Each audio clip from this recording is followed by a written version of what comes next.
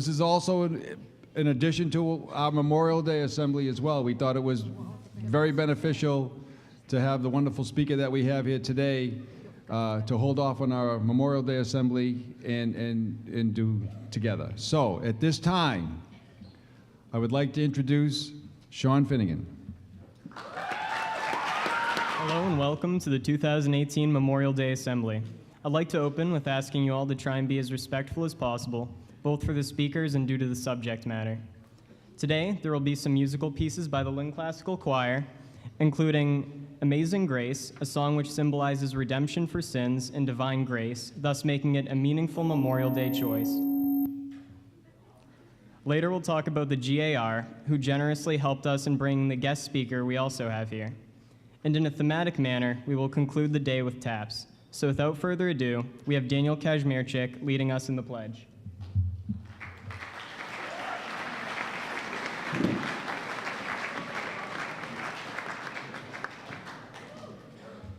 We would like to have everyone please rise for the Pledge of Allegiance.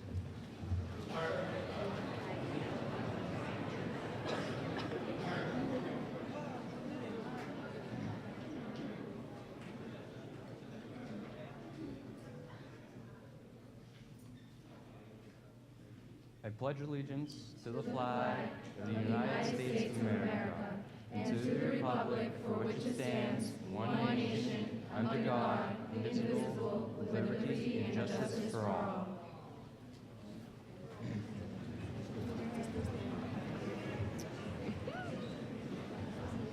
Next, the choir will be doing the national anthem, followed by Amazing Grace.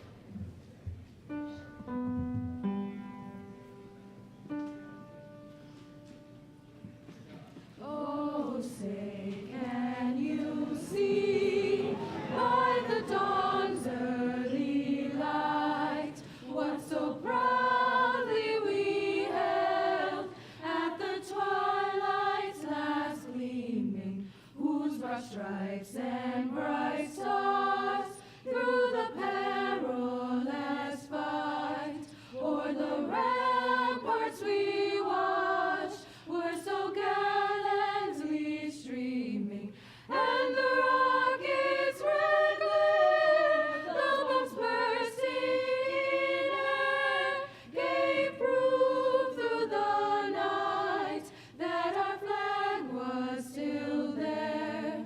Oh, say does that star-spangled banner yet wave o'er the land of the free and the home of the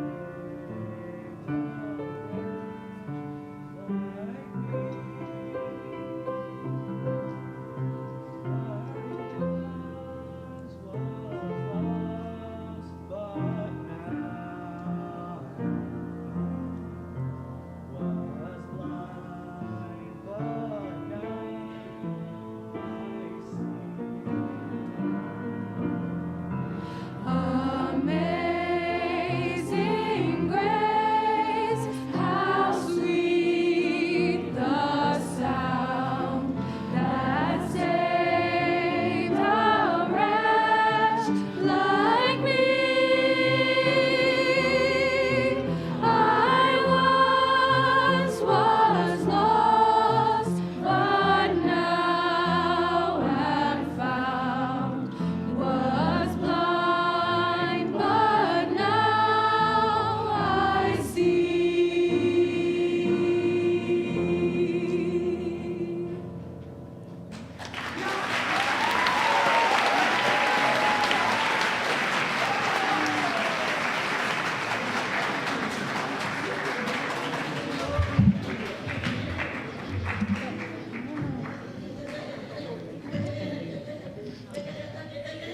Up next, Avon Nguyen on the Grand Army of Republic. Woo!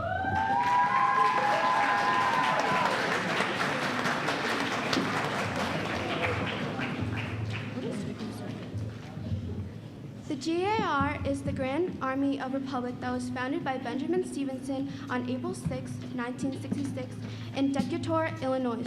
Stevenson intended to form an organization of veterans of the American Civil War that would provide them with political influence and opportunities to meet socially. The GAR was one of the first organized advocacy groups which strived to support the voting rights for Black veterans, promoting patriotic education, lobbying the United States Congress to establish regular veterans pensions, such as granting pensions for soldiers who received permanent disability as a result of their military service, and played an impactful role in making Memorial Day a national holiday. Why is the Grand Army of Republic significant to Memorial Day? The creation of this national holiday, which was once called Decoration Day, was intended to decorate the deceased veterans and pay tribute to the war casualties, which was led by the GAR Commander-in-Chief, General John A. Logan. Logan wrote in his general orders, "Preserving and strengthening those kind and fraternal feelings which have bound together the soldiers, sailors, and Marines who united to suppress the late rebellion. What can aid more to assure this result than cherishing tenderly the memory of our heroic dead, who made their breasts a barricade between our country and its foes?" The Grand Army Republic has represented the importance of honoring these people who have given up their lives and providing them with benefits for their work. Furthermore, the efforts extend to honor those who have served that are deceased, and that was what created Memorial Day. Representing the GAR Hall, I would like to introduce to you Department Commander for the Sons of Union Veterans, Mr. Dexter Bishop and Wendy Joseph. Would you please rise?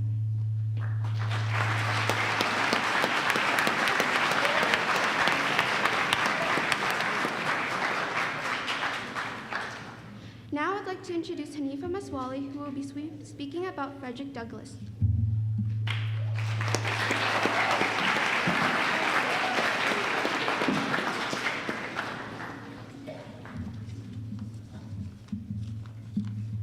Frederick Douglass was born into slavery in Talbot County, Maryland. Due to his great mind, he went from a low status to a renowned intellectual, social reformer, abolitionist, and writer. He should hold special significance to us because he wrote his most famous book, Life and Times of Frederick Douglass, here in Lynn. He came here virtually unknown and left the most renowned Black man of his time because of his efforts to increase the rights and freedom of Black men. His impacts during these times were a catalyst for the creation of an unsegregated military. Douglass played a critical role in the formation of Civil War Black soldiers. For these reasons, he had strong feelings regarding Decoration Day. His morality as minister wasn't lost in his speeches, and he tried to balance humble appreciation for the dead with denouncing war.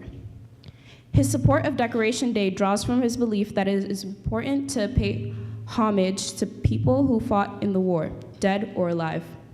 He once said, "People might not all get what they work for in this world, but they must certainly work for all they get." On that note, we have Michael Crutcher portraying Frederick Douglass.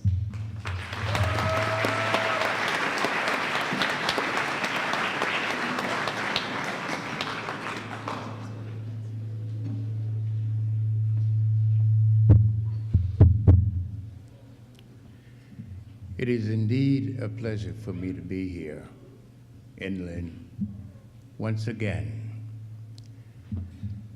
I, Frederick Douglass, was born a slave.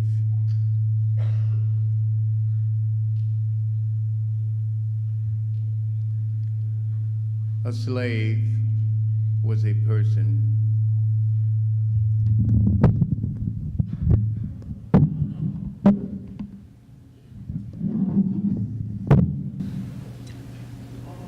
a slave was a person who was owned by another man. A slave was a person who could own nothing. A slave was a person forced to work without compensation. After being taken out of the arms of my mother when I was an infant, after enduring slavery for perhaps 20 years,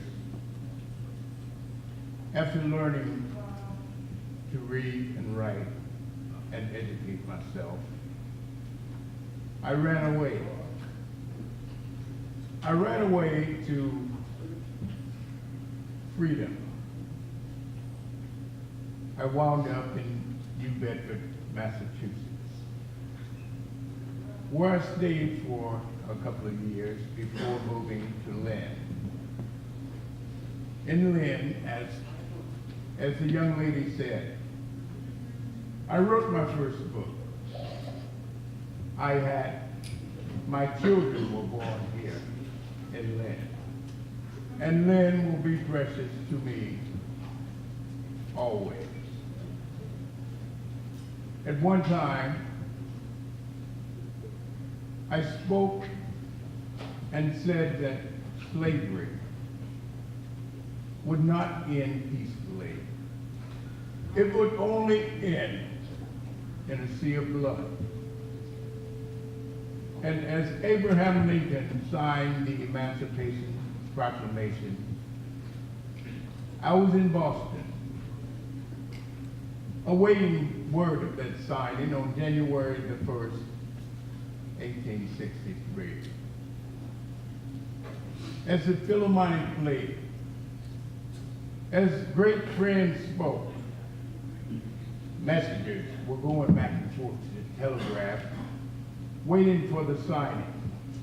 But not until Judge Thomas Ross went and came back waving the document in his hand. It read, "Those people held as slaves in said states henceforth now and forever shall be free."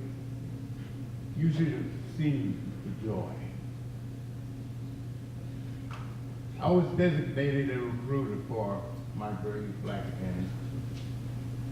And I bellowed to them the trumpet had sounded. Men of color to arms, this is your golden opportunity. And they came. Through the fields, through the woods, over hills and over mountains, because they were tired of their women being abused. They were tired of little babies being snatched out of the mother's arms. They were tired of being beaten and treated like beasts. They came. They enlisted. And they fought gallantly. Today we must understand that victory to the rebellion and death to the republic. We must understand that today our country is not cursed by the hell-black system of human bondage. If today the Star-Spangled Banner floats only over free Americans in every quarter of this land, we should forever be grateful to the unselfish devotion of that noble army that rests in these graves all around us. Thank you.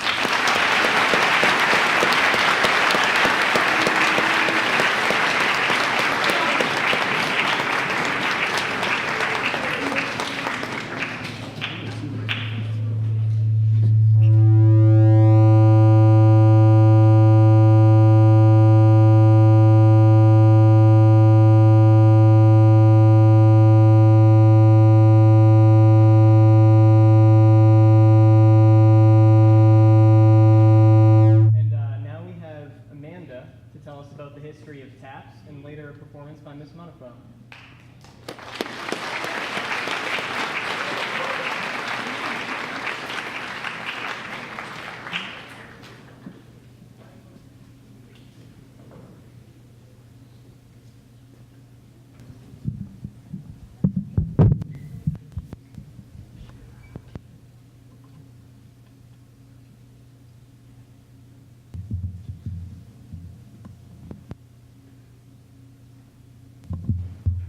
Frederick Douglass was, whoops, I'm sorry.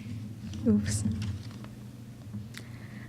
What started out as a military signal for soldiers to turn out the lights and go to bed later became a tradition played during memorial services, flag ceremonies, and military funerals. Taps created by Daniel Butterfield in 1862 is a distinctive bugle call used to accompany the lowering of the flag and to signal the lights out command at the end of the day.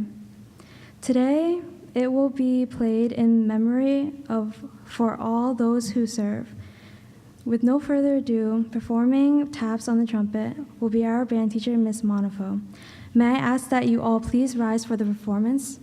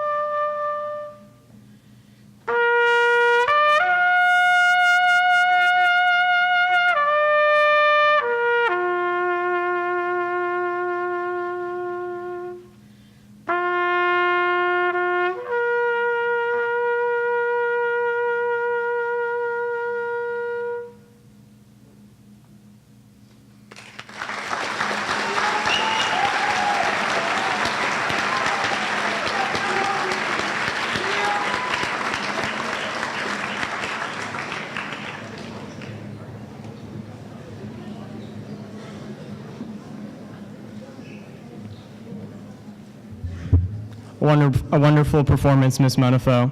Now for some closing remarks, we have our Lynn Classical principal, Mr. Gene Constantino.